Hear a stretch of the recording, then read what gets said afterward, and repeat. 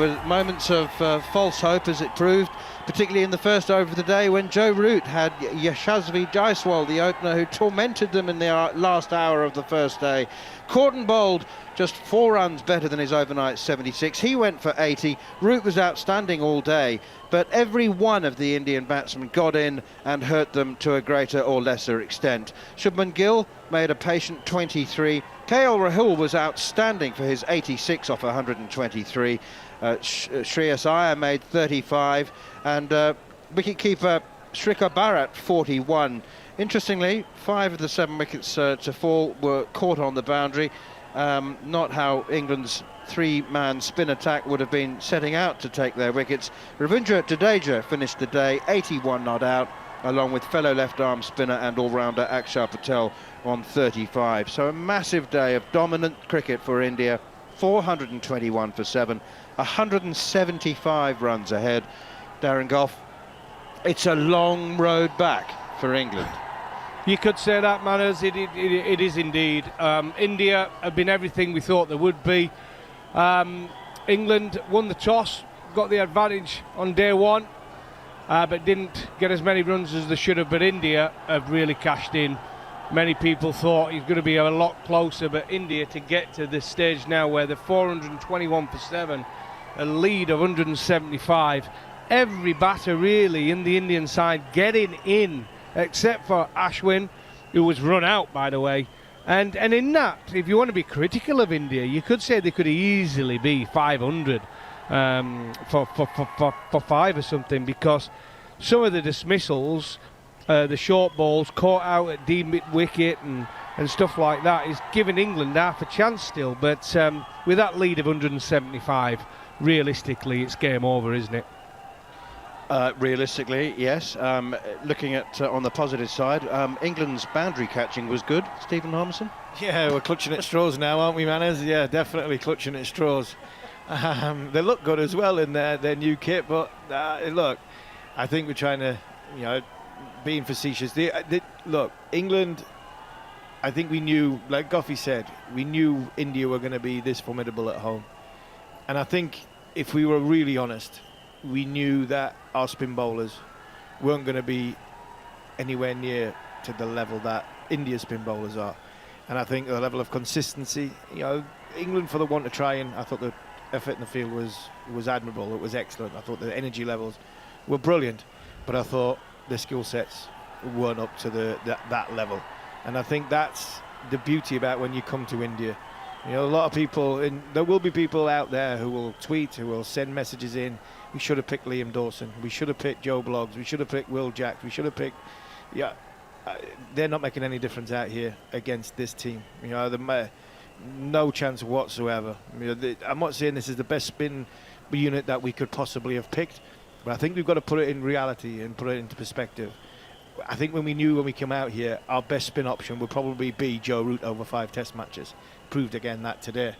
I think Jack Leach is coming back from a back injury, and you could see he hasn't bowled for 7 months. You could see his body couldn't get the rotation that he needed to get the ball to turn. I don't think he turned the ball in that first session. So, and that was a little bit off stiffness from there. So we have to put things in perspective. This is our best spin bowling attack that we've got. You look at the Lions who are playing down the road, and their spin bowlers are travelling. I think the spin bowlers in this game down the road in the Lions game was bowled 35 overs, 1 for 199. When you come to India, if you don't get your lines right, you don't get your lengths right, you get punished. And England, consistently in this day's play, in this innings, they've bowled 3 or 4 good balls in each over, but they've bowled 3 or 4 balls that have either been too short, have been too full, and bang, they've been punished. A couple of them that have been too short have been caught on the boundary, like you mentioned. But I think England have bowled far too many bad balls consistently to go with India being such a dominant force when it comes to playing spin in their own back garden. Goughy, it's easy to point to the selection and say that it was flawed. England's gone in with 3 spinners, one of whom's on debut, one of whom's playing his 2nd test match, and as Stephen Harmison's just said, one of whom hasn't bowled in first-class cricket since June last year. So, 7 months of rust for him to crack off, and it's different, as you very well know, bowling in the middle in a test match as opposed to bowling for 9 days in nets wherever you may be. But we were excited by the selection before the test match, so let's not be smarty pants after 2 days because things haven't worked out. Ben Stokes' captaincy was extremely positive. He backed everybody. He had attacking fields non-stop. He never went into that damage limitation mode because that's the way Ben Stokes captains. But did it put pressure on the bowlers rather, to have it almost too much support? I'm not going to criticise Ben Stokes' captaincy. I think he's been unbelievable since he's took on that role and creating a positive environment and always having a self-belief in himself and his players that he takes out on the field with him to win a game. But when you look at it, and I think it is a part of it, and this is what Steve was kind of getting across with the article about even Folksy keeping wicket. He's not been out in the middle, has he? Not had any 2 or 3 day warm-up game to get himself going. I think he's had a poor game behind the stumps. Normally, I expect him to be absolutely best in the world when it comes to keeping. I think he's had a poor game behind the stumps. The spinners have looked short. The spinners, like I said, we've got a young spinning group, and our experienced spinner, as Army has mentioned, has not played any first-class cricket for such a long period of time. So things like that now, they get highlighted, don't they, when we see the performance, comparing them to the India spinners, which is harsh to do, by the way, because those three are possibly in these conditions the best in the world. You're looking at Ashwin and Jadeja are just superb, and then Axar Patel in Indian conditions is right up there with anyone. Yeah, and it's easy to talk about the sort of preparation, and you mentioned then team selections and all that comes with it. I think the cold light of day when the cold water slaps you in the face is just, we're not good enough when it comes to our spin department, and we haven't been good enough for probably 40 or 50 years over in this part of the world, with the exception when we had Graham Swan, Monty Panesar, and I can't think of too many others. Ashley Giles came here with a plan and bowled it left arm sort of over the wicket, hit the leg stump, but it was a different time then. It was a different type of cricket then. This is before white ball cricket in the sort of IPL.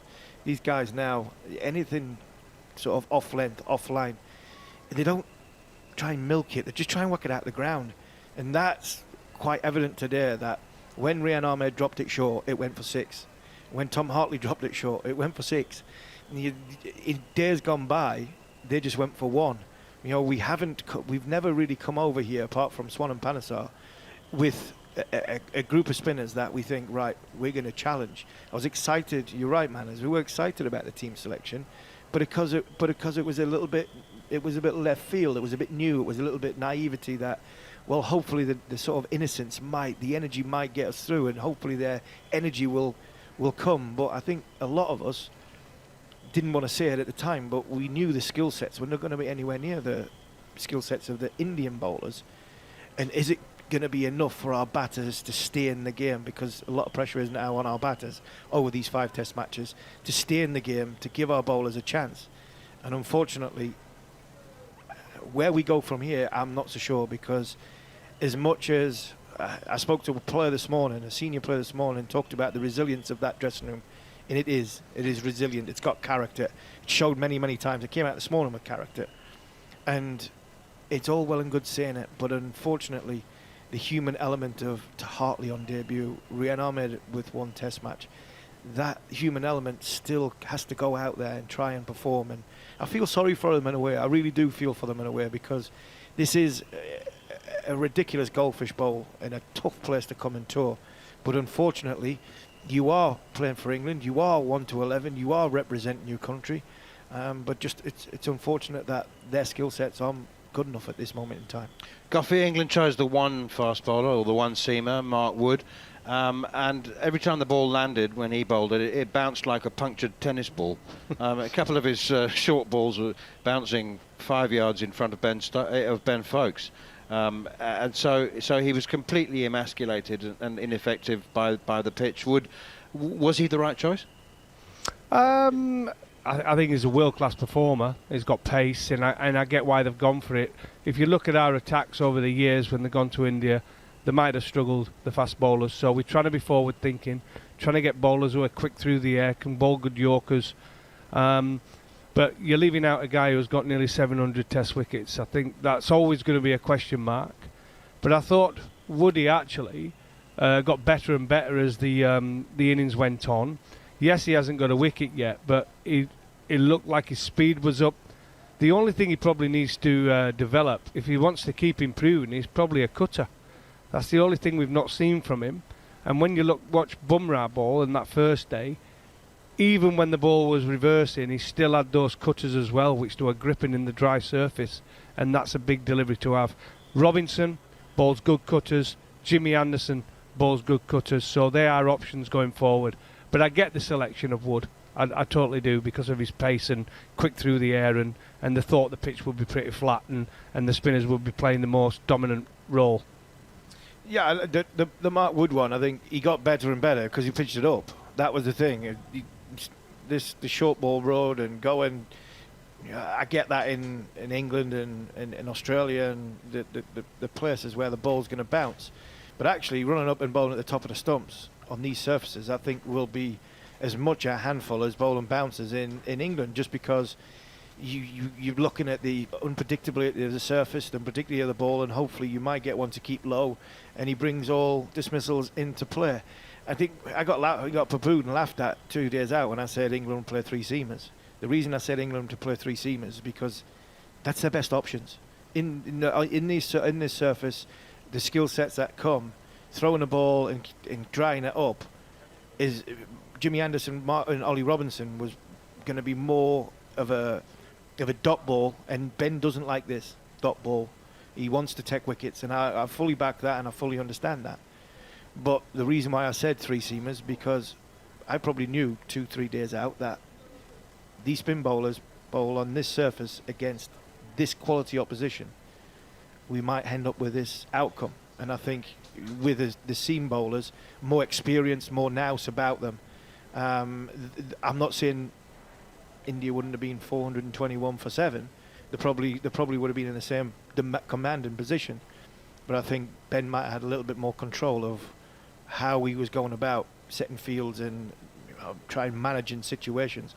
Because from a spin bowling point of view, in this first innings, there were times where England just looked a little bit out of control. Okay, let's hear from England spin bowling coach Jeetan Patel, who's talking to Andrew McKenna. But before we do that, I just want to give you the bowling figures. Tom Hartley on debut, 25 overs, 2 for 131. Jack Leach, 25 overs, 1 for 54. So not expensive by any means. Rian Ahmed also brought up his ton, though. 23 overs, 1 for 105. And Joe Root. The thoughts from the England camp? Do you know what? I think we put in a good shift today. The boys grafted really hard, created some chances. A lot didn't go our way. On other days it does, and I know we've said that before, but the reality is they put in a hell of a shift, and to still create opportunities, they've also batted really well, and what seems to be the wicket is spinning, but it is starting to get slower. So look, it's been a tough day for us in terms of how the boys are feeling physically, but they'll come back tomorrow and they'll go again. Let's wind back the clock several hours. Perfect start to the day, Joe Root getting the wicket in the first over, and anything seemed possible back then. Oh, look, we spoke about that. We get an early one, we get Jaiswal early, and it takes away their impetus, and it did slow them down for a bit. But they managed to score boundaries at the right times and right overs. You know, maybe we leaked a little bit forward the spinners occasionally, but overall, I think we asked some great questions, and they had to respect a lot of what we bowled at them. They're very good players in these conditions. We've got to keep trying to match them, that's all. Coulda, woulda, shoulda, but if KL Rahul's Nick's second ball gets held, then you're looking at a very different day. Well, look, like I said earlier, there's opportunities throughout the day that we had, and you know, that Nick bounced a bit on Folksy. I mean, that's a tough one to get. A couple of LB decisions that, you know, umpires calls that you look back on, you think, wow, if they'd gone our way. One straight up that Stokesy never saw. There's things like that, like there's such small margins, and they don't seem like much from the outside, but they affect the game hugely. And look, I'm just really proud of how the boys kept coming all day, and to see the way we fielded and the way we kept putting in a shift for each other, it's pretty impressive. The effort was there, no doubt about that. Did you bowl well enough, though, as a unit? Like, I mean, the effort was certainly there. They were fantastic all day. Did we miss a couple of times? Yeah. It's what happens in the subcontinent. It gets hot, it gets hard. You know, you get frustrated, you chase. What I really enjoyed is the way we stuck to our guns. We set attacking fields, we had defensive fields. We tried to toy with batsmen. We tried to take wickets when we could. And like I said, we created the chances, just not always going our way. But that turns very quickly, and in the fourth innings of this game, who knows? And that's where we're going to keep looking to. Word for Tom Hartley. He's stuck at his task, and he's got a couple of wickets. Oh, mate, how awesome is to be able to get your first Test wicket in India. I mean, he's bowled some very good balls, and then he bowls a couple of balls that he'd probably take back. But Test wickets are Test wickets. I'm pretty stoked about how he's gone. He's always learning, and he's always going to learn. We're just going to keep remembering this guy's in his first Test match. He's only played 20 first-class games, but we see something that's really crucial in these conditions. I think he's going to get it right eventually. It does seem like India have targeted him because he is the young man in the squad, if you like. So how do you get around him? How do you help him cope with that? Because he probably won't have seen this kind of stuff before. I don't know why they've targeted him if they have, but the reality is we're a very positive group, and you would have heard that a lot of times the way we talk about the game. We want to challenge ourselves. We want to keep challenging how far we can take this game and how far we can enjoy Test cricket. And I think that's what's really keeping him up and keeping him running at the moment. Is he knows he's got another chance tomorrow. It's Test cricket. It doesn't get any better. It doesn't matter how you go. You're playing at the highest level against the best players in the world. I think he's still in good spirits. He'll always be in good spirits because of the group we have. The lead, as I mentioned, is 175. How quickly do you need to bowl India out? The answer obviously is 3 balls. You're answering a question. but realistically, if they're still going at lunch, have you got big problems? Well, look, they put on another partnership this afternoon. It just shows there is a chance to be able to do that if our guys can get in. We've got some attacking batters who play different shots as well. So, look, at the end of the day, it's all about getting the 3 wickets. So we'll worry about that stuff later. So much time left in the Test match. Things can change quickly. This group is the most positive group of sportsmen I've ever come across. Is this still doable? Well, do you enjoy watching us play? And I think that's probably the big thing. We want people to love watching Test cricket, love being a part of Test cricket. Nothing's impossible with this group. We've seen some amazing things from this group in different stages of the games. 2-0 down in the Ashes. I mean, there's so many we could go on about, but I know that group there are excited about getting their opportunity with the bat and where they can get the game to from there. Go well. Thanks.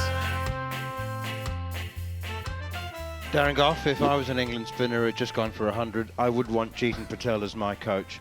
I would want to fall into his arms in the change room at the end of the day and be reassured by him. You would, wouldn't you? Yeah, it's amazing, ultra positive, and says all the right things, right? I think realistically he needs to do a little bit of work with a couple of them. There was too many full tosses bowled by all the spinners. I think when you go to it, we've all been out there, we've all been on a pitch, and you look to your spinner to bowl a lot of overs. England's best spinner, right, Jack Leach, has bowled 25 overs. If that was a Graham Swan, if that was a Monty Panesar, they'd have been looking at 40 overs, both of them, and bowled majority of the overs for the spinner on that pitch, and probably had 3 or 4 wickets at the side of the column, if not 5. There's the difference, right?